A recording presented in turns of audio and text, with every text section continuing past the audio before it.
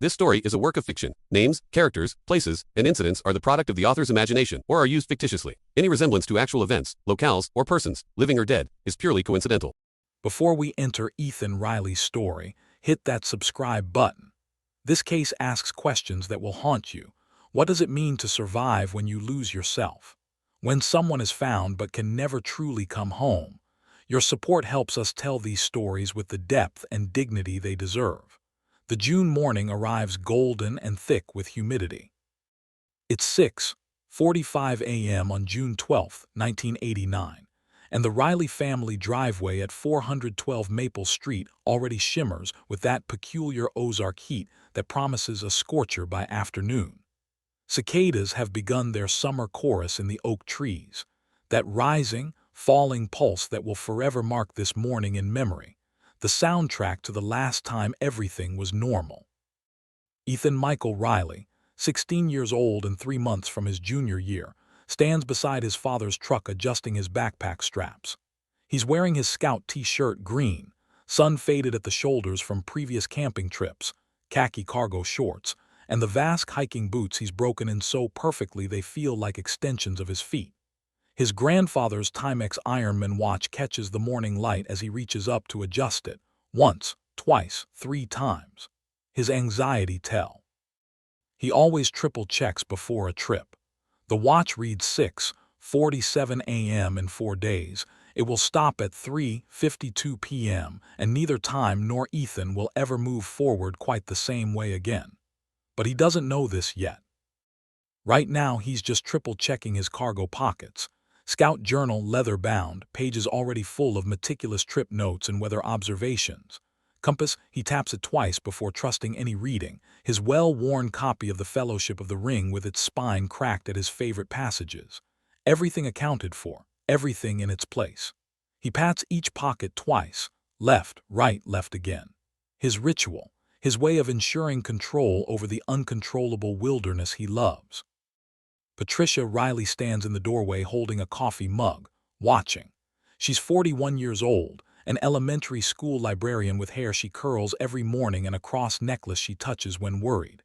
She's touching it now, has been touching it since Ethan announced this camping trip 3 weeks ago.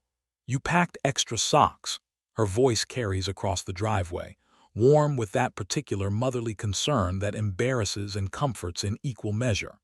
The forecast says possible rain Tuesday. Ethan looks up, grinning, that gap between his front teeth visible, the small mole on his left cheek catching shadow. "Mom, I'm an Eagle Scout. I packed everything twice." He adjusts his watch again. Doesn't mention that he's actually checked his gear list 17 times since last night. "Be safe, be smart, call me." Patricia's ritual words. She said them before every camping trip since Ethan joined Scouts at 11. Before every school field trip, before every time he leaves her sight. "Always do," Ethan calls back. Not quite true. He's 16 and immortal in that way teenagers are, believing the wilderness is something to be conquered rather than respected, something that will bend to his careful planning rather than reveal its indifference to human preparation. Bob Riley emerges from the garage carrying the camp stove Ethan forgot, again. He's 43, former Marine, owner of Riley's hardware store, assistant scoutmaster, comfortable in his body in the way men who work with their hands are. He moves with quiet purpose toward his son. "Measure twice, cut once," he says, handing over the stove with a small smile. "Thanks, Dad." Ethan tucks it into his pack, red creeping up his neck, perfectionist frustrated by imperfection. His father's hand lands on his shoulder, one squeeze, then another. Their goodbye ritual. No words needed. The language of men who understand each other through presence rather than speech. The scout leader's van idles at the curb, Jim Davidson visible through the windshield checking his clipboard. 3 other scouts wave from the windows, Tyler, Marcus, and Chris, all juniors, all Eagle Scouts or close to it, all grinning with that anticipation of teenage boys about to escape parental supervision for 5 days in the Buffalo National River wilderness. Sarah Riley, 12 years old and art-stained, bursts through the front door. She's wearing one of Ethan's old scout neckerchiefs around her neck, her way of being close to the brother she hero worships. "Wait," she thrusts a folded paper into his hands. "For the trip." Ethan opens it, a crayon drawing of them as superheroes flying over mountains. Him with a compass, her with a paintbrush. He grins, tucks it carefully into his journal. Thanks, Squirt. He tugs twice on her ponytail, their sibling language. She tugs twice on his sleeve. Teach me something new when you get back. Deal. He bounces slightly on the balls of his feet, his excitement tell. Thinking orienteering, you'll like it. The Van Horn sounds gentle but insistent. Jim Davidson's schedule is tight. They need to reach the trailhead by 9:00 a.m. to start the hike before the day gets too hot. Ethan shoulders his pack, 40 pounds of carefully selected gear, and starts toward the van. Then stops, turns back. His mother is still in the doorway, coffee mug in both hands, backlit by the hallway light behind her. His father stands by the truck, arms crossed, watching. His sister sits on the porch step, knees pulled up, already tracing her finger over the edges of her drawing pad. Love you guys, Ethan calls, casual, easy. The kind of goodbye that happens 100 times, 1,000 times, meaningless in its frequency until it becomes the last one. Love you, honey, Patricia says. Call when you get to camp. Will do. He climbs into the van. The door slides shut. Through the window he waves, just once, distracted already by Tyler showing him something on a trail map. The van pulls away from the curb, turns left onto Main Street, heads west toward Highway 65 and the Ozark Mountains rising blue and hazy on the horizon. Patricia watches until the van disappears around the corner. Watches even after it's gone, as if sight could somehow keep him safe across the miles. Her fingers find her cross necklace. Bob's hand finds her shoulder. Sarah traces her finger over Ethan's name in the scout troop photo she's carried outside, not quite crying but close. The cicadas sing. The neighbor's sprinkler clicks on rainbow mist in the morning light. The church bells from First Baptist strike 7. Normal sounds, Monday sounds. The sounds of June 12, 1989, a day that will become a dividing line in the Riley family history before and after. But they don't know this yet. Right now, it's just Monday, just a camping trip. Just a teenage boy heading into the wilderness he's hiked dozens of times with the gear he's checked dozens of times, protected by training and caution and the belief that preparation prevents catastrophe. By Wednesday evening, when the call should come, made it safe, love you, the phone will stay silent. By Thursday morning, when Jim Davidson is supposed to bring him home, the van will return with 4 scouts instead of 5. By Friday, the largest search operation in Newton County history will be underway, and the Riley family will learn that some goodbyes echo forever, and some sons who walk into the wilderness never walk back out. But on this Monday morning in June, none of that has happened yet. On this morning, Ethan Riley is 16 years old, healthy, whole, his mind clear and his future bright. On this morning, the watch on his wrist still moves forward second by second, time still progressing in its orderly way. On this morning, everything is still normal, the last time it ever will be. The first 2 days unfold exactly as planned. The troop hikes 6 miles through oak and hickory forest, sets camp at Steel Creek, and spends Tuesday swimming in the Buffalo River's summer cold water. Ethan documents everything in his scout journal. Weather partly cloudy, 84 degrees F, humidity 67%. Wildlife spotted white-tailed deer, red-tailed hawk, copperhead at safe distance, and the coordinates of a limestone cave system he wants to explore on the return trip. He adjusts his watch. Records the time, 2:15 p.m., June 13th. Everything proceeding perfectly according to schedule. That evening, he calls home from the camp phone at the ranger station. Patricia answers on the second ring. Made it safe, love you, Ethan says, their ritual phrase. He can hear the relief in her exhaled breath even across the crackling phone line. I love you too, honey, having fun. Best trip yet, he means it. The wilderness is exactly what he needs: space to think, to move, to exist without the pressure of school and homework and merit badges and being perfect. Out here, he can just be. Gotta go, others need the phone. See you Friday. Be safe, B. Smart, call you. I know, Mom. He's smiling as he hangs up. Doesn't know it's the last time he'll ever speak to her with the capacity for speech, the last time his voice will form her name, the last time language will connect him to anything he was. Wednesday morning arrives with different air. Ethan wakes at 5:47 a.m., his internal clock precise even without an alarm, and something feels wrong. The quality of light is off. The birds are quiet. The air pressure sits heavy on his chest in a way that makes his scout training whisper warnings. By noon, the sky has gone the color of old bruises. Jim Davidson checks his weather radio. Severe thunderstorm warning, possible flash flooding, winds gusting to 60 mph. They should shelter. Should wait it out. Should trail leads to higher ground 2 miles ahead, Ethan says, tracing his finger along the topographical map lines the way he always does when planning. We can make it before the storm hits. Jim hesitates. Ethan is his best scout, methodical, prepared, never reckless. If Ethan thinks they can make it, double time it, Jim decides. Stay together, watch the trail. They hike fast. The temperature drops 15 degrees in 20 minutes. The first thunder rolls across the Ozarks like artillery, and Ethan's watch reads 2:47 p.m. when the rain begins, not gradually but all at once. A wall of water that turns the trail to mud in seconds and reduces visibility to arm's length.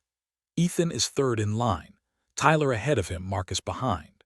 They're climbing a ridge single file when the trail narrows beside a ravine choked with undergrowth and limestone rubble. The rain hammers down. Thunder cracks so close Ethan feels it in his chest. He adjusts his watch 3 times, anxiety spiking, and takes another step forward. The ground gives way. Not dramatically, not with warning, just gone. The rain-saturated earth at the trail's edge crumbles beneath his right foot, and he's sliding, grabbing for purchase, fingers scraping past roots and rock. He has time to think. This is wrong. This wasn't supposed to happen. Time to hear Marcus yell his name. Time to feel his grandfather's watch catch on a branch and snap free from his wrist. Then he's falling through brush and over stone, tumbling down a slope he can't see through the rain, and his head connects with something solid, rock, tree, impossible to know, and the world goes white with pain, then gray, then dark. The watch lands 12 feet above him, caught in a tangle of roots. The hands freeze at 3:52 p.m. Time for Ethan. Riley stops moving forward. "ETHAN," Marcus screams into the rain. "ETHAN." Tyler scrambles back, peers over the edge, sees nothing but gray rain and darker gray rock disappearing into undergrowth 30 feet down. "Mr. Davidson," ETHAN fell. Jim Davidson is there in seconds, radio in hand, yelling coordinates to the ranger station while trying to see through the storm. "How far?" "I don't know, 20 feet, 30, it's too steep, I can't." ETHAN. Jim's voice, trained to carry across campsites, barely penetrates the rain's roar. "ETHAN, can you hear me?" Nothing. Just thunder and rain and the sick feeling that this is bad, this is very bad, this is the kind of bad that ends scout leader careers and haunts nightmares forever. "We need to get down there," Jim says, already uncoiling rope from his pack. But the slope is treacherous with rain, unstable, and he has 4 other scouts to keep safe while one is somewhere. Hurt. Unconscious. Worse. They search for 2 hours in weakening light and unrelenting rain. Scramble partway down the ravine until the footing becomes too dangerous. Call until their voices break. Find nothing. No response. No sign. Just wilderness that has swallowed a 16-year-old boy and refuses to give him back. When lightning strikes a tree 50 yards away, splitting it with a crack that sounds like the world ending, Jim makes the decision he'll question for the rest of his life. We have to get to safety. Regroup. Come back with proper gear. We can't leave him. Marcus crying now, rain and tears indistinguishable. "We'll come back, I promise, but I won't lose another scout to this storm." They hike through darkness to the ranger station. Jim Davidson picks up the phone at 8:47 p.m. His hands shake as he dials.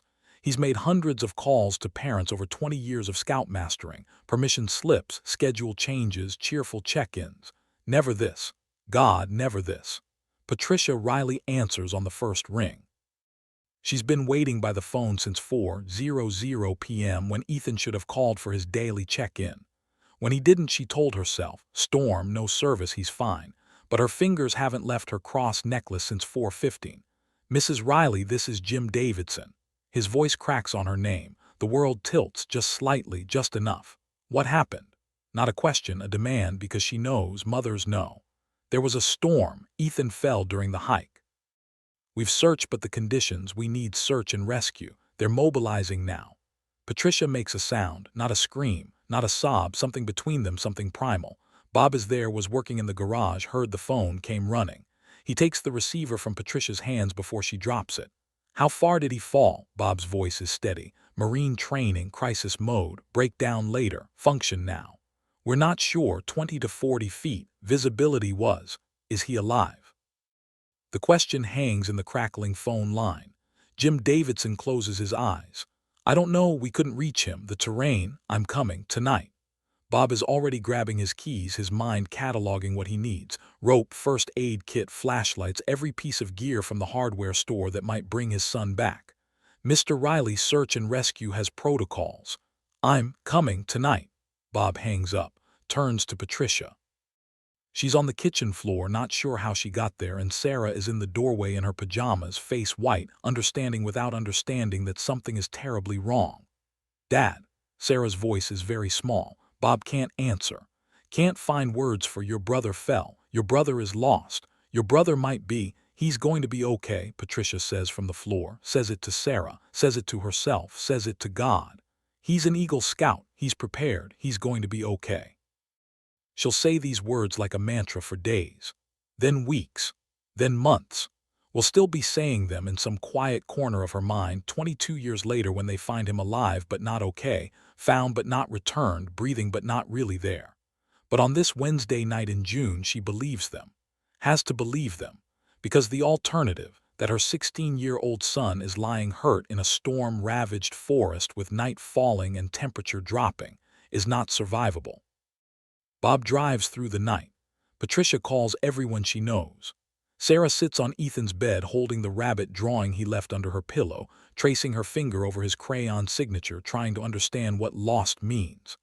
By dawn on Thursday, June 15th, search and rescue has assembled at Steel Creek. 40 volunteers, 2 tracking dogs, a helicopter grounded by low clouds. They find the spot where Ethan fell, his backpack caught on brush 15 feet down, contents scattered. They find his watch stopped at 3:52 p.m. tangled in roots.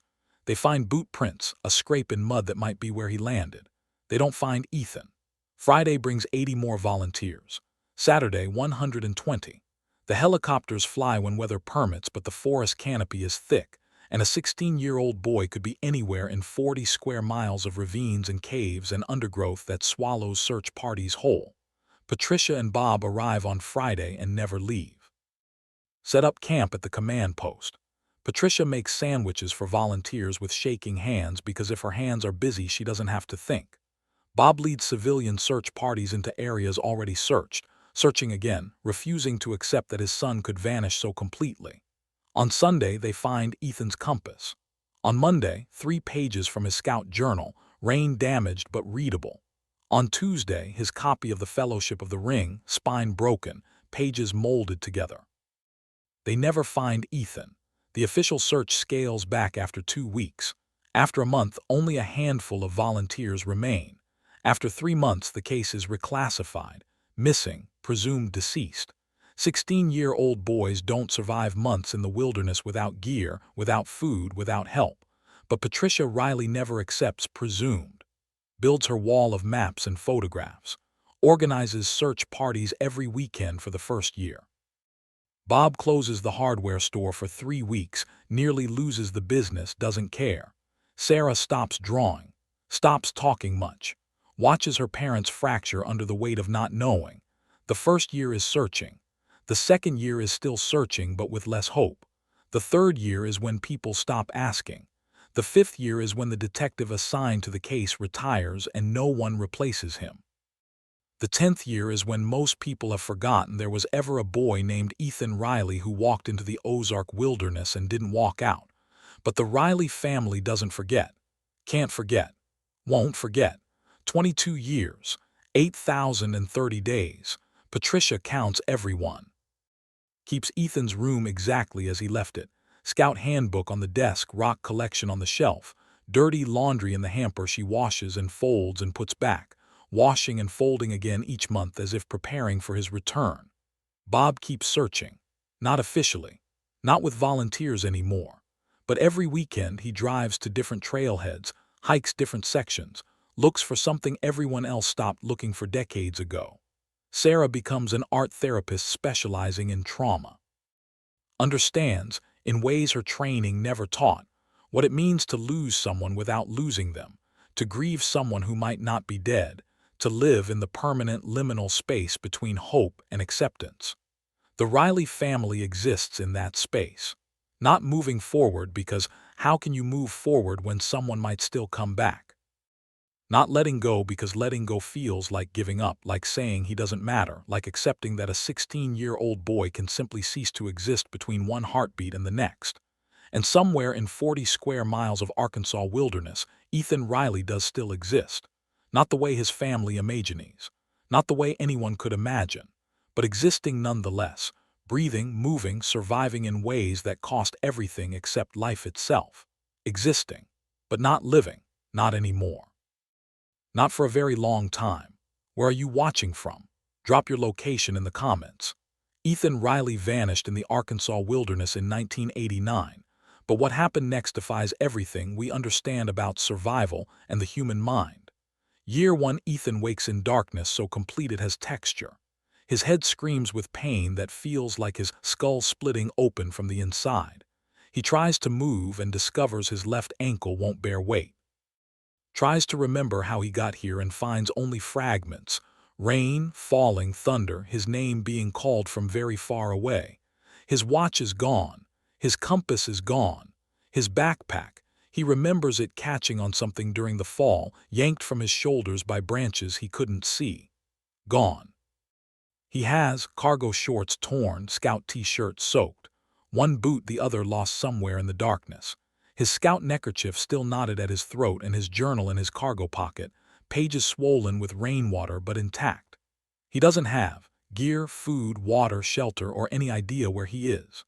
The cave, he realizes slowly that he's in a cave, must have crawled here after the fall, seeking shelter from the storm, extends into blackness. When he tries to stand, his ankle gives way and he falls hard, the journal skittering across stone. He retrieves it by feel, opens to a random page and writes in darkness, pen scratching words he can't see, head injury, ankle bad, lost gear, cave system, don't know which direction, storm still outside, will wait for daylight. Mom, I tried to call, Dad, I'm sorry. Sarah, he doesn't finish. Can't think what to say to his 12-year-old sister that wouldn't terrify her. The pencil drops from his fingers. Sleep takes him before he can pick it up. When he wakes again, rain still hammers somewhere beyond the cave mouth, and he can't tell if it's been hours or days. His throat is desert dry. His head pounds with rhythms that make thought difficult. He crawls toward sound, dripping water, and finds a trickle running down the cave wall, drinks until his stomach cramps, tries to find the cave entrance, gets turned around in darkness. The head injury makes the world tilt and spin. His ankle screams with every movement. He finds a side passage, follows it, finds another passage and another, and suddenly he's deep in a limestone maze with no sense of direction and no way to mark his path. He tries to backtrack, gets more lost. By the time he finds daylight again, gray and weak, filtering through an entrance he doesn't recognize, smaller than he remembers, 3 days have passed and Ethan Riley has begun the slow dissolution that will take 22 years to complete. Year 2, Ethan talks to rocks, names them. Bob, smooth, gray, fits perfectly in his palm. Patricia, white limestone with a vein of quartz like his mother's cross necklace. Sarah, small, red clay, the color of her favorite crayon. He carries them everywhere. Arranges them in patterns he can't remember the meaning of. Tells them about his day. Found mushrooms, might be edible, probably are. Stomach says yes even if brain says maybe not. Caught crawfish in underground stream, ate them raw, didn't die. Discovered new tunnel, leads nowhere, leads everywhere, same thing. Sometimes he remembers he used to be someone, tries to hold on to it, but the details slip away like water through fingers. There was a house. There were people. There was a name, his name, but it's getting harder to recall. Starts with E or A, both sound right and wrong. He scratches marks on cave walls, counts them sometimes, loses count, starts over, forgets why he's counting. The scout neckerchief around his throat becomes his anchor. He smells it obsessively. It holds something: detergent, home, mother. That makes his chest hurt in ways that have nothing to do with hunger or cold or the persistent cough that rattles in his lungs every winter. Language begins to fracture. He talks to the rocks, but the words come out wrong. Bob rock, good rock, stay rock. Sentences simplify, then disappear. He clicks his tongue against his teeth instead, makes sounds that mean hungry and cold and alone without forming words. The last coherent thought he has, somewhere in year 2, is, I should go home, but he can't remember where home is, can't remember how to find it, can't remember what it looks like. So he stays in the caves where at least he knows how to survive. Year 5, the boy who was Ethan Riley no longer exists in any meaningful way. What remains is creature instinct wrapped in human form. Hunt, eat, sleep, avoid danger, survive. He hunts by sound and smell. Crawfish in the underground streams. Cave crickets he catches with hands faster than thought. Bats he learns to snatch mid-flight when they swarm at dusk. Roots and mushrooms he identifies by taste memory. This one makes stomach hurt, this one fills belly, this one makes head strange. He builds elaborate shelters from branches and mud, abandons them, builds new ones. The cave system becomes territory he knows better than he ever knew the layout of his family's house. Every tunnel, every chamber, every spring and shaft and limestone formation. He moves through darkness without thought, body, memory, guiding what mind can no longer process. Sometimes, rarely, a fragment surfaces. Thunder makes him shake, hide, cover his head with his arms. The scent of certain mushrooms makes wetness leak from his eyes, though he doesn't understand why. A particular quality of morning light through a cave entrance causes his chest to constrict with longing for something he can't name. But mostly, he exists only in present tense. No past, no future. Just the eternal now of survival. Year 10, 2 hikers pass within 50 feet of his shelter. Ethan crouches in shadow, perfectly still, watching them with eyes that no longer process faces as human, just threat or not threat. These move wrong, smell wrong, soap, deodorant, manufactured scents that assault his nostrils, sound wrong, voices, laughter, the incomprehensible noise of language. He waits until they pass, returns to his shelter, to his rocks arranged in patterns that once meant something. That night he picks up the smoothest rock, the one he calls, though he's forgotten the word, Bob. Holds it against his chest, makes a sound low in his throat that might be crying or might be the wind through the caves or might be the last remnant of a 16-year-old boy who loved his father and wanted to come home. Year 15, the Riley family celebrates, if that's the word, another June 12th without Ethan. Patricia has stopped organizing vigils, has stopped asking Bob if he still searches, he does. Has stopped expecting Sarah to visit more than twice a year, she can't bear coming home to the museum of her brother's absence. Bob is 58 now, gray-haired, moving slower. His doctor says his heart is showing strain. Bob doesn't care. Every Saturday he drives to different trailheads, walks for hours, looks for nothing and everything. This Saturday he finds himself at Steel Creek again. Has been here 1,000 times in 15 years. Hikes the ridge where Ethan fell. Stands at the spot marked now only in his memory, nature having long since reclaimed any evidence of tragedy. I'm still looking, he says to the air, to the forest, to the son he believes is dead but refuses to officially bury. I haven't stopped. The forest doesn't answer. Just cicadas singing their summer song, the same song they sang that last morning, eternal and indifferent. Bob drives home. Patricia has made dinner neither of them will eat. They sit across from each other in the kitchen where Ethan used to do homework at the table, where Sarah used to show them her drawings, where the phone rang at 8:47 p.m. on June 14, 1989 and changed everything. I'm tired, Patricia says, not an observation, a confession. Bob reaches across the table, takes her hand, says nothing because there's nothing to say that they haven't said in 15 years of searching and not finding. They go to bed, don't sleep. Listen to the house creak around them, every sound holding the potential of footsteps on the porch, a key in the lock, a voice calling Mom, Dad, I'm home. The sounds never resolve into anything except silence. Year 20, Sarah Riley Morrison, married now, hyphenated, no children, visits for Thanksgiving. Brings her husband, who's never met Ethan but knows him intimately through photographs and stories and the empty chair they still set at the table. She brings something else, a folder of sketches. Her therapy clients' work mostly, but also her own, art she's been making in secret, processing what she's never processed. "I want to show you something," she tells her parents after dinner. The sketches are of Ethan, but not the Ethan frozen in photographs at 16. These show him aging, 17, 20, 25, 30, different possibilities. Ethan with Bob's weathered face. Ethan with Patricia's gentle eyes. Ethan as he might have become if becoming had been possible. Patricia makes that sound again, the one from the phone call 20 years ago, not scream, not sob, something between. "I needed to imagine him grown," Sarah says quietly. "I needed to see what we lost, not just him at 16, but him at every age he should have been."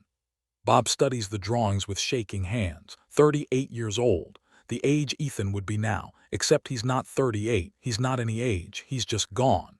"These are beautiful," Bob says finally. Then breaking, "God, Sarah, these are beautiful."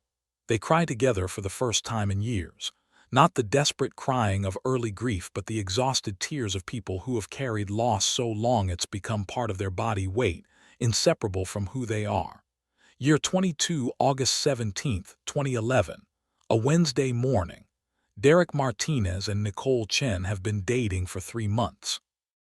Both rock climbers, both adventurous, both young enough, 24 and 26, to believe the wilderness is playground rather than graveyard. They're exploring the cave systems off Buffalo River, well-known caves, documented caves, safe caves. Except they take a wrong turn. Follow a passage not on their map. End up in a chamber that opens into another chamber, and another, until they're deep in sections that haven't seen human presence in decades. "We should turn back," Nicole says, checking her watch. 2:17 p.m. We need to be out before dark. 5 more minutes. Derek's headlamp illuminates a passage ahead, narrow but navigable. "I want to see where this goes." The passage opens into a larger chamber. Derek's light sweeps across limestone formations, across the bones of small animals, across what looks like a shelter built into the cave wall from branches and mud, and Derek. Nicole's voice goes very quiet.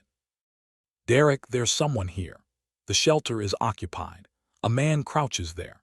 Not a man, something that might have been a man once, might be a man still, though it's hard to tell where humanity ends and wilderness begins. He's thin to the point of skeletal, shirtless, barefoot, his skin weathered and scarred and so dark with dirt it's impossible to determine original color. Hair falls to his shoulders in matted tangles. A beard obscures most of his face. His eyes catch the headlamp light and reflect it back green gold, the way animal eyes do. He doesn't move, doesn't speak, just watches them with an intensity that makes Nicole's skin crawl. Around his neck, a strip of fabric, faded green, might have been red once. "Hello," Derek tries. Do you need help?" The man makes a sound, not words, a clicking noise, rapid and rhythmic like echolocation, like language divorced from speech. "We need to go," Nicole whispers. "We need to go now." But Derek sees something the man is holding, a smooth gray rock clutched against his chest like a child clutching a teddy bear.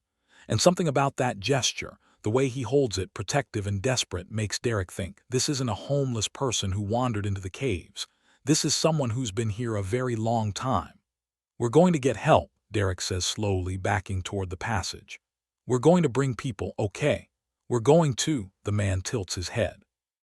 Birds his fingers across the rock in his hands, makes that clicking sound again. Then, impossibly, he speaks. One word, fractured and barely recognizable, shaped by a mouth that's forgotten how language works. "Home." Make sure you've hit that notification bell. What happens next, when they discover who this man really is, will challenge everything you think you know about survival and the human mind. Derek and Nicole run. Not walk, not hike, carefully, run through passages they barely remember, stumbling in their panic, headlamps bouncing wildly off limestone walls.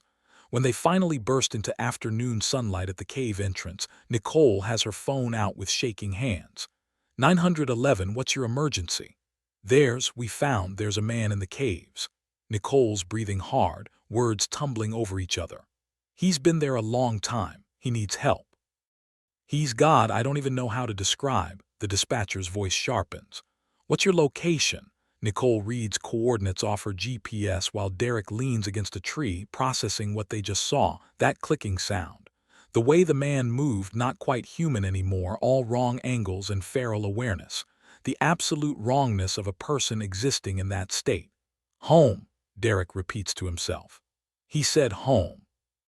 By 5:00 p.m., Newton County Sheriff's Department has dispatched 2 officers and a paramedic team to the coordinates.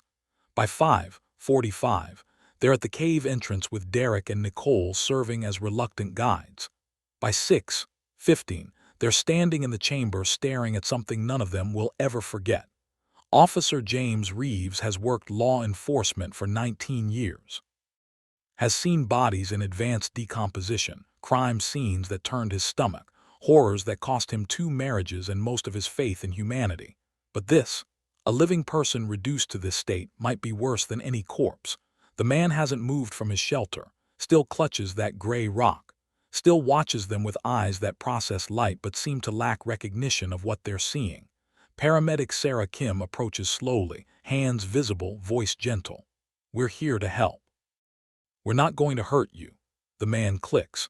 Rapid fire, agitated, rocks slightly forward and back, forward and back. "Can you tell me your name?" No response, just clicking. The rocking intensifies. Sarah tries different approaches, asks about pain, about hunger, about how long he's been here. Gets nothing except those sounds, clicks and something like humming, rhythmic and tuneless. She turns to Officer Reeves, keeping her voice low. "He's severely malnourished, dehydrated. I can see evidence of healed fractures, scarring, possible frostbite damage to his extremities. But the bigger issue," she pauses. "James, I don't think he understands language. I don't think he can speak, not really." "He said home," Derek insists from the passage entrance. "We heard him." "1 word in 22 years isn't speech," Sarah says quietly. Then, realizing what she said, "Jesus, how long do you think?" "Long enough to forget he's human." Reeves photographs the shelter, the carefully arranged rocks, the remnants of what might have once been clothing. Then he sees it, tucked in a crevice near where the man sits, a strip of fabric, faded, rotted in places, but the color still barely visible, green, scout green, with a fleur-de-lis emblem that Reeves recognizes because his own son is in Scouts. "Sarah, look at this." She moves closer. The man doesn't react to her proximity anymore. Has gone somewhere internal, rocking and humming, the rock pressed to his chest. The scout neckerchief is tied with a knot that's been untied and retied countless times, the fabric worn thin where fingers have worked it obsessively. "Boy Scout," Sarah breathes. "God, he's been here since he was. We need to get him out." Reeves is already on his radio, calling for additional support. "We need medical transport, psych evaluation, and we need to start searching missing persons records." "James," Sarah's voice has gone very quiet. "I don't think he'll let us take him. Look at his body language, he's terrified." The man has pressed himself against the back wall of his shelter, still rocking, making sounds that might be words or might be animal fear.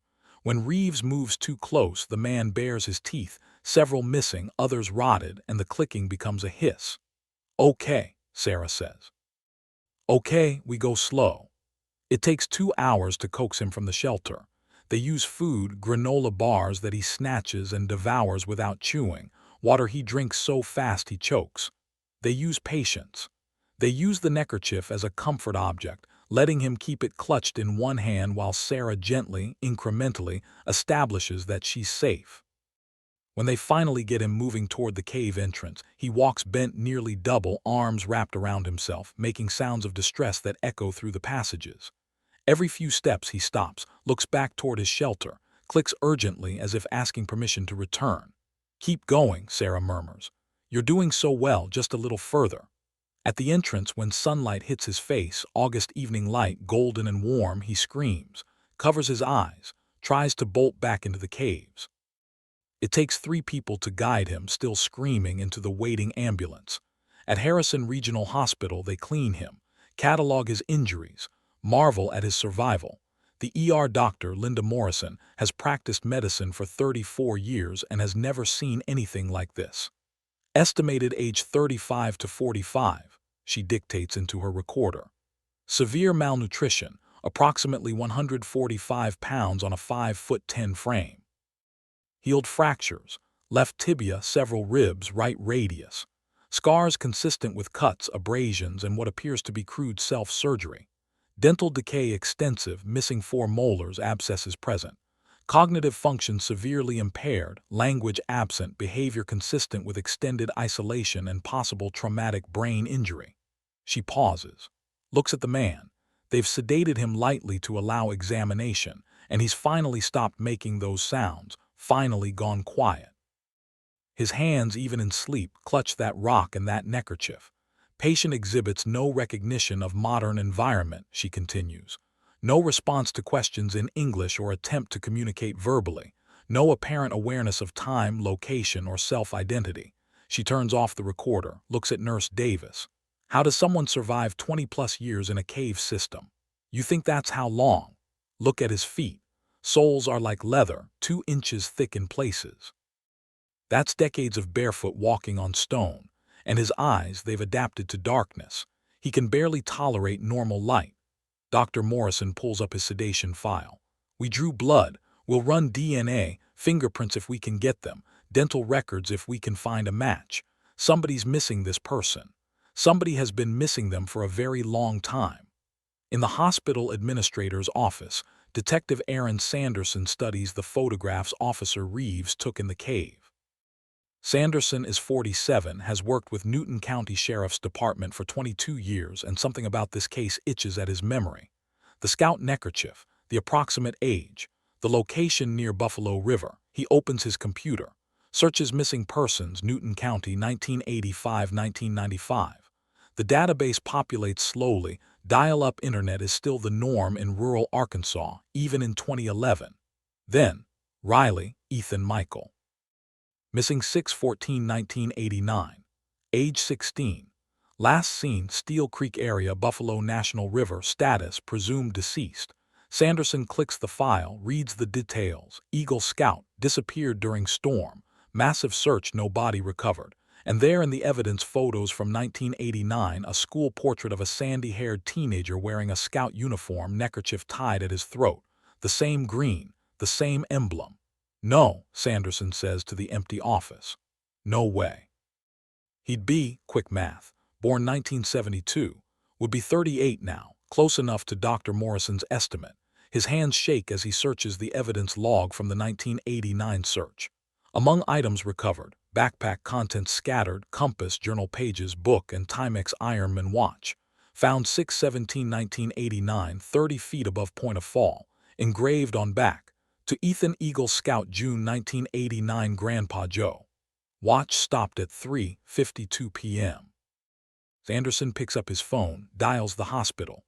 Dr. Morrison, this is Detective Sanderson. The John Doe you brought in, did anyone find a watch on him or near him? Hold on. Muffled conversation. Then, Officer Reeves kept the personal effects. Says there was no watch, but wait. More muffled conversation. James says there was something in the shelter. A watch tangled in roots above it. Broken, been there a long time. Can you describe it? Timex, sports watch, digital display cracked. There's an engraving on the back, but it's worn almost smooth. Sanderson closes his eyes, feels something like vertigo. Read me what you can make out. Silence. Then hesitantly, Ethan, something scout, might be a date, the rest is illegible. Don't move that watch, I'm coming now. And Dr. Morrison, his voice cracks slightly. Run DNA against missing persons database. Specifically, run it against a 1989 case, Ethan Michael Riley. The DNA results take 3 days. 3 days in which John Doe remains sedated in a private room. 3 days in which Detective Sanderson pulls every file from the Riley case. 3 days in which he debates whether to call the family with maybe hope or wait for confirmation. He waits. Has to.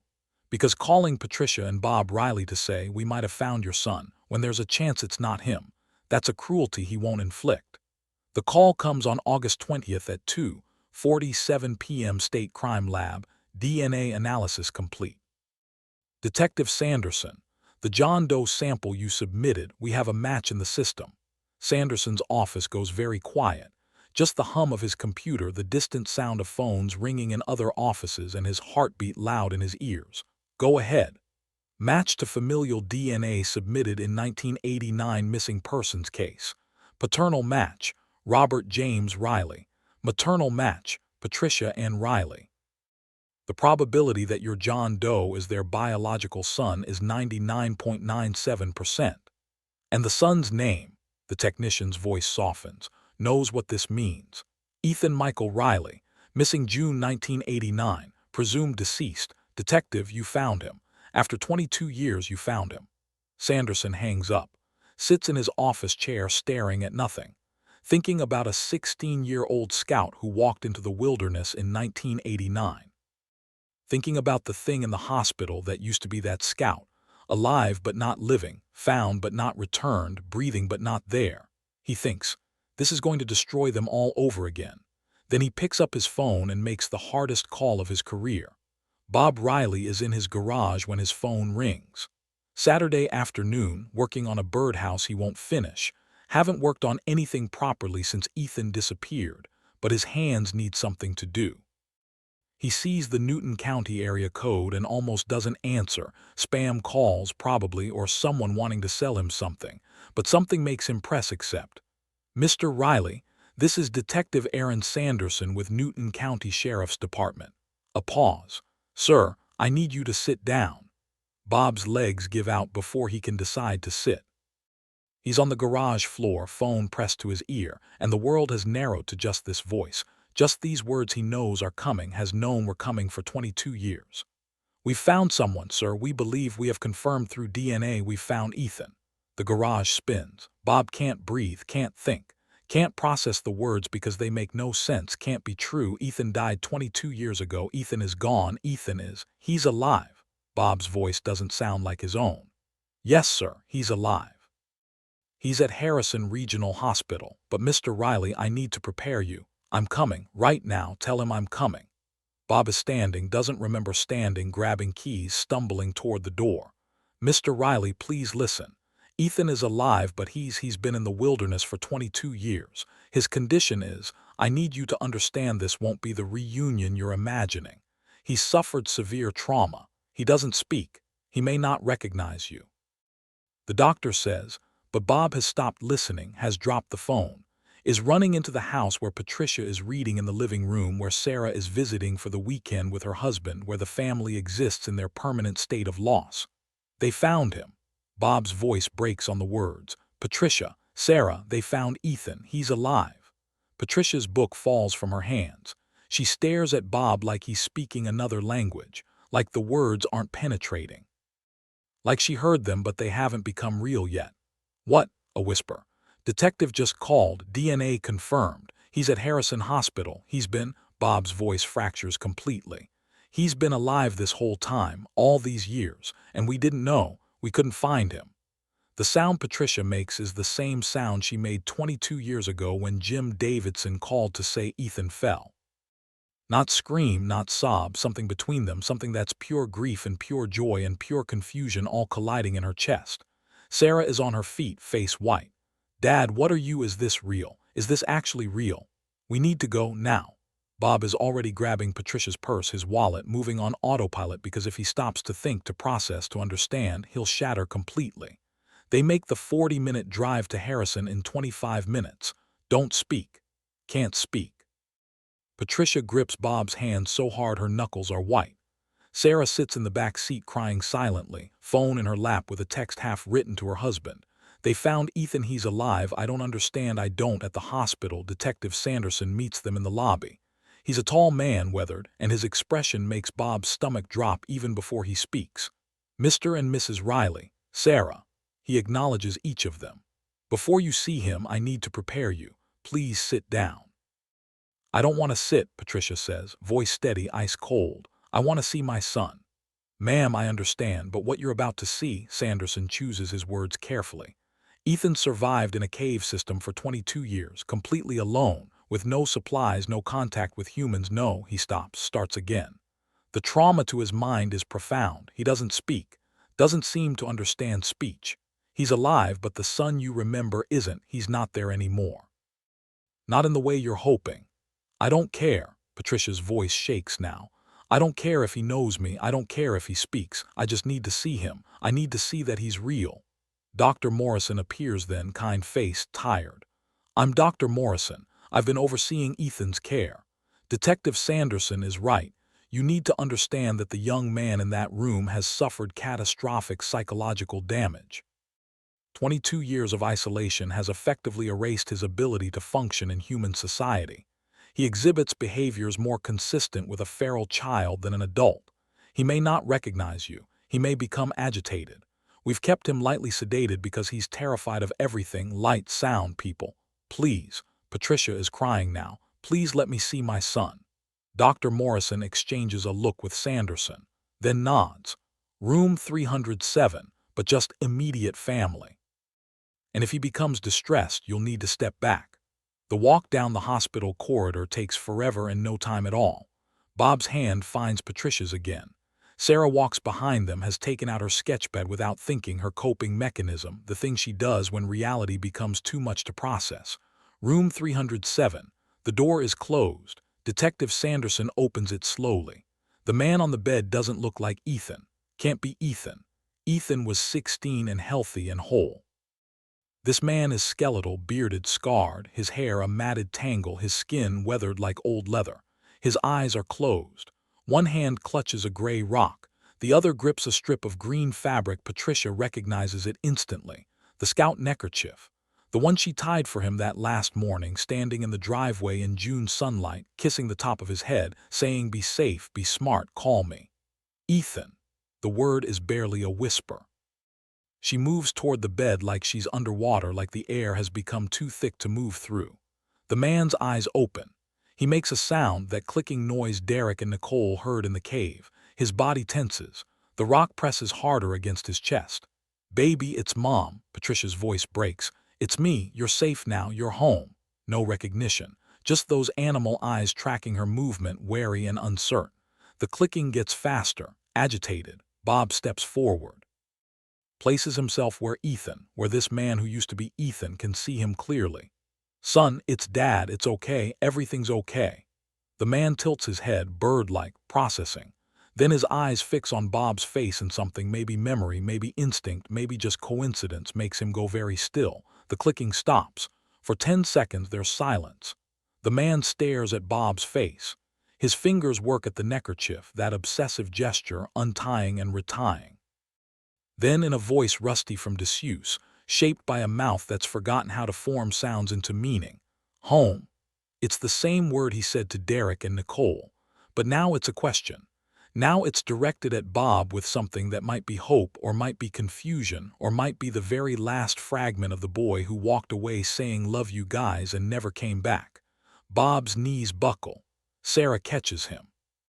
Patricia is at the bedside now, reaching for Ethan's hand, the one holding the rock, and when she touches him he flinches but doesn't pull away. "Yes, baby," Patricia whispers through tears. "Yes, home, we're taking you home." Ethan, what remains of Ethan, looks at her hand on his, looks at the rock he's holding, looks at the neckerchief. Then, slowly, carefully, he extends the rock toward her, an offering, the most precious thing he owns. Patricia takes it. Holds it like it's made of something more valuable than stone. "Thank you," she says. "Thank you, Ethan." He doesn't respond. The moment of lucidity, if that's what it was, passes. His eyes unfocus. He begins rocking again, that rhythmic motion forward and back.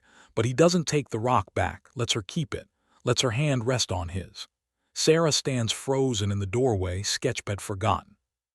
She's staring at this stranger who shares her brother's DNA, but not his face, not his voice, not anything she remembers. And she realizes they've found Ethan, but they've also lost him all over again. Because the brother she loved, the brother who taught her wilderness skills and left her rabbit drawings and protected her from bullies, that person doesn't exist anymore.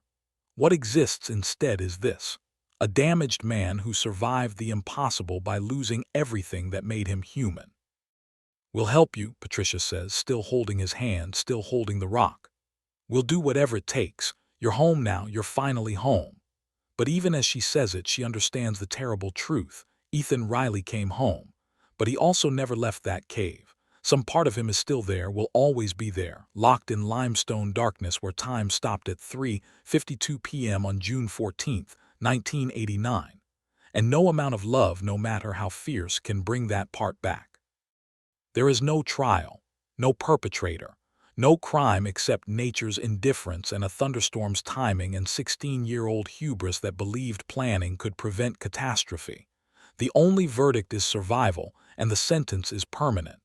Ethan Riley comes home on September 2, 2011, 22 years, 2 months, and 21 days after he left. They've prepared the sunroom. Bob spent 2 weeks converting it, removed the furniture, installed soft lighting Ethan can tolerate, created hiding spaces because the doctors say he'll need them, brought in plants and stones to make it feel less house, more cave. Patricia filled it with familiar smells. The laundry detergent she used when Ethan was 16, the coffee she drank that last morning, Bob's Old Spice aftershave. Sent memory anchors, hoping something might trigger recognition. When they bring him through the front door, Bob on one side, Patricia on the other, medical staff following with instructions and emergency contacts, Ethan stops, freezes in the doorway, makes that clicking sound, rapid and distressed. "It's okay," Patricia murmurs.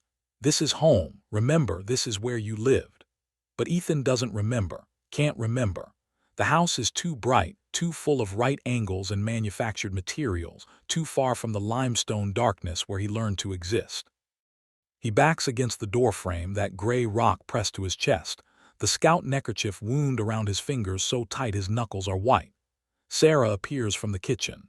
She's been preparing for this moment, has every art therapy technique ready, has studied trauma response and feral child rehabilitation, has convinced herself she can reach him through drawing the way she reaches her clients. "Hey, Ethan," she says softly, holds up her sketchpad. "Remember how you used to leave me drawings? I've been making some for you." She shows him, a rabbit carefully rendered in colored pencil, the same style he used to draw for her 22 years ago. Ethan's eyes track the image. His clicking slows. For a moment, just a moment, something flickers across his face that might be recognition or might be coincidence. Then it's gone. He turns away, retreats to the sunroom, finds the darkest corner and curls into it, rocking, making sounds low in his throat. This is homecoming. This is the miracle everyone prayed for. This is the answer to 22 years of searching. And it's also loss. A different kind of loss than death, but loss nonetheless. The months that follow establish the new reality. Ethan Riley exists in the sunroom, ventures occasionally into the backyard when it's dark enough, starlight tolerable where sunlight isn't. He doesn't speak beyond that one word, home, which he says sometimes at random, sometimes when distressed, sometimes at dawn when light first filters through the windows. The doctors try, neurologists, psychologists, trauma specialists, speech therapists. They document his behaviors, his responses, the ways his brain has rewired itself for survival. They write papers, present at conferences, call him a miracle of human adaptability while acknowledging the catastrophic cost. The trauma occurred during critical developmental years, Dr. Morrison explains to the family during one of many consultations. His brain was still forming. 22 years of isolation during that time, it's not recoverable. The person he would have become was lost. What we have now is who he became instead. But he said home, Patricia insists. He recognized Bob. He gave me his rock. That means something is still there. Dr. Morrison's expression is kind but firm. Those might be instinct, muscle memory, the deepest survival patterns, but Patricia, she pauses, choosing words carefully. The Ethan you remember, the 16-year-old boy who loved books and scouting and had dreams of becoming a park ranger, that person is gone. This Ethan exists, but he exists in a way we can't fully reach. Patricia nods, doesn't cry, she's cried enough. Now comes the harder part, loving who remains. They establish routines. Bob works in the garden visible from the sunroom window. Ethan watches sometimes, tracking movement with those animal eyes. Patricia reads aloud, not expecting comprehension, just offering the sound of her voice, hoping some part of him remembers bedtime stories, library visits, the sound of love. Sarah comes every Sunday, draws in the sunroom while Ethan rocks in his corner. Sometimes he watches. Sometimes he picks up a crayon, holds it wrong, makes marks that aren't pictures but are something, some form of communication that operates outside language. Only once, he draws something recognizable, a triangle, simple, crude, but deliberate. Sarah recognizes it immediately, the fleur-de-lis from his scout neckerchief, simplified to its basic form. She cries, shows it to their parents, they frame it. Hang it in the hallway like other families hang children's artwork, this evidence that somewhere in the damaged brain of their 38-year-old son, a 16-year-old scout still exists in fragments. Bob talks to him while gardening. One-sided conversations, the same comfortable silence punctuated by occasional words they shared when Ethan was young. Measure twice, cut once, Bob says while pruning roses. Weather's turning, rain coming. Your mother made your favorite for dinner, pot roast. Remember pot roast? Ethan never answers. But sometimes, not often, but sometimes, his rocking slows when Bob speaks, as if the voice, if not the words, penetrates somewhere deep. 3 years pass. Ethan settles into patterns. He sleeps during the day, active at night when darkness feels safe. He eats with his hands, won't tolerate utensils. He arranges stones obsessively, brings them in from the yard, lines them up in formations that mean something to him and nothing to anyone else. He wears the scout neckerchief constantly, won't let anyone wash it, freaks out if it's out of reach. He doesn't age the way people age, doesn't participate in time's forward movement, exists instead in a permanent present tense, every day identical, no past to remember, no future to anticipate. The Riley family ages around him. Bob's hair goes from gray to white. His heart gives warnings, chest pains, shortness of breath, the doctor's stern warnings about stress and age and time catching up. Patricia develops arthritis in her hands from 25 years of gripping her cross necklace, touching Ethan's photographs, holding hope so tight it calcified into bone. Sarah's marriage ends. Not because of Ethan, but not entirely unrelated either. Her husband wanted children, and Sarah couldn't imagine bringing a child into a world where people can vanish for 22 years, where finding them doesn't mean getting them back, where love isn't enough to heal everything it touches. Bob Riley dies on a Thursday morning in May 2016. Not suddenly. There's time for goodbyes, time for the family to gather. He's at home in his bed, the same bed where he hasn't slept properly since June 1989, the same bed where he'd lie awake wondering where his son was, if he was suffering, if he'd ever know what happened. Now he knows. And knowing is both better and worse than not knowing. Patricia sits on one side of the bed, Sarah on the other. And Ethan, they bring Ethan into the room. He hasn't left the sunroom in months, hasn't voluntarily been in the main house since he came home. But Patricia takes his hand and guides him, and he comes. Doesn't understand why, doesn't process what's happening, but he comes. Bob opens his eyes when Ethan enters. His breath is labored, his body failing, but his mind is still clear enough to recognize his son, this broken version of his son, this stranger wearing Ethan's face. "A buddy," Bob whispers. Same words he said the last morning, loading the camp stove into Ethan's pack. Same words he said 1,000 times since then, talking to empty air, talking to memory, talking to hope. Ethan tilts his head, makes a soft clicking sound, not agitated, curious. "Come here," Bob says. Sarah guides Ethan closer. Bob reaches out, takes his son's hand, the one that isn't clutching the gray rock that used to be called Bob Rock, the stone that served as father when father was absent. "I looked for you," Bob says. "Every day, never stopped. Even when they said you were gone, I kept looking." Ethan doesn't respond, but his clicking stops. He stares at Bob's face, really looks with focus that's rare, with something that might be recognition or might be the deepest instinct recognizing the deepest connection. Then, impossibly, Ethan sits. Settles on the floor beside Bob's bed the way he used to sit in the garage during Wednesday night scout projects, watching his father work, comfortable in shared silence. Bob's hand finds Ethan's shoulder.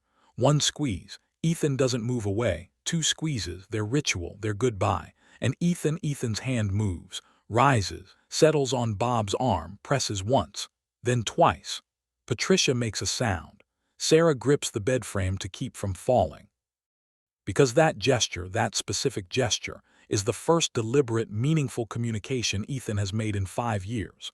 The first evidence that somewhere in the wilderness of his damaged mind, some pathway remains that connects son to father, present to past, this moment to the morning in June when Bob squeezed his shoulder and said nothing because nothing needed saying. "That's my boy," Bob whispers, tears on his face. That's my boy. He closes his eyes, his breathing slows. And with his son's hand on his arm, with his wife and daughter present, with the family finally, broken but together, Bob Riley lets go. Current day 2024, Ethan Riley is 52 years old. He lives in the sunroom of the house on Maple Street, maintained by his mother, now 85, slower but stubborn, and his sister, now 47, gray-haired and worn. He has outlived his father, has outlived the scout troop members who searched for him, has outlived Jim Davidson, the scout leader who made the decision to hike in the storm, who carried that guilt until cancer took him in 2019. He still doesn't speak beyond home, still arranges stones in patterns no one understands, still wears the scout neckerchief, now so threadbare it's barely fabric anymore, held together by Patricia's patient mending. But sometimes, rarely, but sometimes, he does something that proves the 16-year-old boy hasn't completely vanished. He'll pick up a book Patricia's reading and trace his finger over the cover. He'll hear thunder and make sounds that might be distress or might be memory. He'll look at Sarah's drawings with something like interest, something like recognition. And once a year on June 12th he becomes agitated, paces, makes clicking sounds that sound almost like questions, approaches the front door and stands there, rocking, the rock clutched to his chest, as if some part of him remembers this is the day. The dividing line. The last time everything was normal, Patricia finds him there every year, takes his hand, says the same words, "You're home now, you're safe, I've got you." Whether he understands is unknowable, but he lets her hold his hand, lets her guide him back to the sunroom, lets her love him in the only way that remains possible. The question people ask, reporters who still occasionally call, documentary producers wanting to tell the story, therapists and researchers studying extreme survival, is always the same. Would it have been better if they'd never found him? Patricia's answer never changes. No, he's alive, he's here, that matters. Sarah's answer is more complicated. I don't know. The brother I loved is gone, but this person exists. And he's still my brother, so I keep coming, I keep drawing beside him. Because maybe being here, being witnessed, being loved, maybe that matters even if he can't tell us it does. The truth is more nuanced than either answer. Ethan Riley survived the impossible, but survival cost him everything: language, memory, identity, the capacity for human connection as most understand it. The boy who walked into the Ozark wilderness dreaming of becoming a park ranger became something else instead. A cautionary tale, a medical mystery, a miracle and a tragedy simultaneously. His story asks questions that have no comfortable answers. What does it mean to find someone if they can't really come home? What defines a person, body or mind? How do you love someone who isn't who they were? Where is the line between alive and living? The Riley family doesn't have answers. They just have Ethan, here, breathing, existing in ways that defy understanding. They have routines. They have Sunday afternoons when Sarah draws and Ethan rocks and Patricia reads aloud.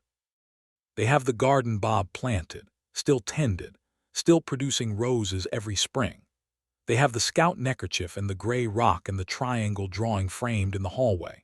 They have loss that never heals and love that never stops, and the bittersweet reality that sometimes being found is its own kind of lost. On a Sunday morning in early summer, when cicadas begin their chorus and dawn light filters gold through the oak trees, Sarah sits in the sunroom sketching while Ethan arranges his stones. Patricia is in the kitchen making coffee, hazelnut, the same kind she drank that last morning, the smell that fills the house every day. Ethan picks up one of his stones, the gray one, the first one, the Bob Rock. He holds it for a long moment, turning it in his hands with that obsessive focus. Then he sets it down carefully in front of Sarah's sketchpad, an offering, like the one he gave Patricia in the hospital, like the one Bob gave him every Wednesday night, his time, his presence, his love. Sarah takes the rock. "Thank you, Ethan." He doesn't respond, just begins rocking again, that rhythmic motion forward and back, like tides or breathing or time itself moving in its inexorable way. But Sarah holds the rock, traces her thumb over its smooth surface, thinks about the boy who became her brother's companion when no humans remained, who represented father when father was absent, who helped him survive by being something to hold on to. And she understands. Ethan Riley may not remember who he was, may not be able to tell them he loves them, may exist permanently outside the world they inhabit, but he's still here, still breathing, still capable of small gestures that mean everything. That has to be enough, because it's all they have. And maybe, just maybe, it's more than nothing. Maybe being found, even when you can't really come home, still matters. Maybe love that persists across impossible chasms still counts. Maybe survival, even at catastrophic cost, is still worth witnessing. The cicadas sing their summer song, the same song they sang that June morning in 1989, eternal and indifferent. The dawn light filters through the windows. The coffee smells like memory. And in the sunroom of the house on Maple Street, a family that was shattered by loss and broken by finding continues its strange, sad, determined existence. Not whole, never whole again, but together, still together. And that in its own way is a kind of miracle. Ethan Riley's case shows us that even when someone is found, they can still be lost. Even when we get the miracle, it comes with a cost no one can imagine. If this story moved you, please share it. Ethan's family wants people to understand that some survivals don't have happy endings, just complicated ones worth honoring. What case do you want us to cover next? Let me know in the comments below. Ethan Riley's story is complete. A 22-year mystery that ended not with answers but with more profound questions. A survival that cost everything except life. A homecoming that wasn't. And a family's love that persisted through impossible circumstances, proving that sometimes being found, even when you can't really come home, still matters.